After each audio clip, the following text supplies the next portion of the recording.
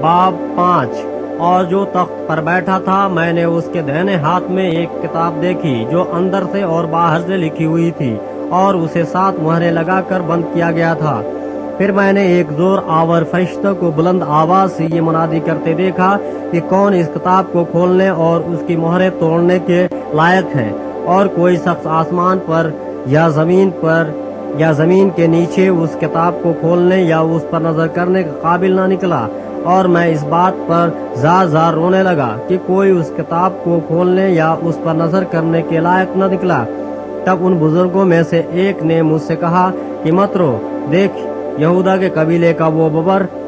جو داؤد کی اصل ہے، اس کتاب اور اس کی 7 مہروں کو کھولنے کے لیے غالب آیا۔ اور میں نے اس تخت اور 4 جانداروں اور ان بزرگوں کے بیچ میں گویا ذبح کیا ہوا ایک برہ کھڑا دیکھا۔ اس کے 7 سینگ اور 7 آنکھیں تھیں۔ یہ خدا کی 7 روحیں ہیں جو تمام روئے زمین پر بھیجی گئی ہیں۔ اس نے آ کر تخت پر بیٹھے ہوئے کے دہنے ہاتھ سے اس کتاب کو لے لیا۔ جب اس نے کتاب لے لی تو وہ 4 جاندار اور 24 بزرگ اس برہ کے سامنے گر پڑے، اور ہر ایک کے ہاتھ میں بربط اور اونٹ سے بھرے ہوئے سونے کے پیالے تھے۔ یہ مقدسوں کی دعائیں ہیں، اور وہ یہ نیا گیت گانے لگے کہ تو ہی اس کتاب کو لینے اور اس کی مہریں کھولنے کے لائق ہے، کیونکہ تو نے ذبح ہو کر اپنے خون سے ہر ایک قبیلہ اور اہل زبان اور امت اور قوم میں سے خدا کے واسطے لوگوں کو خرید لیا،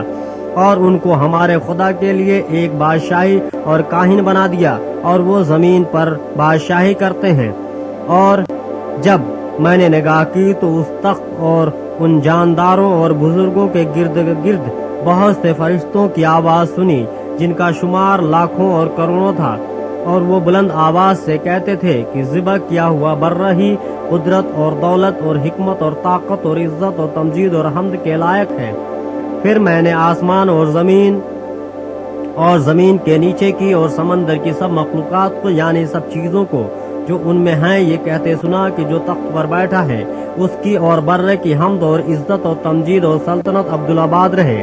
اور 4 جانداروں نے آمین کہا، اور بزرگوں نے گر کر سجدہ کیا۔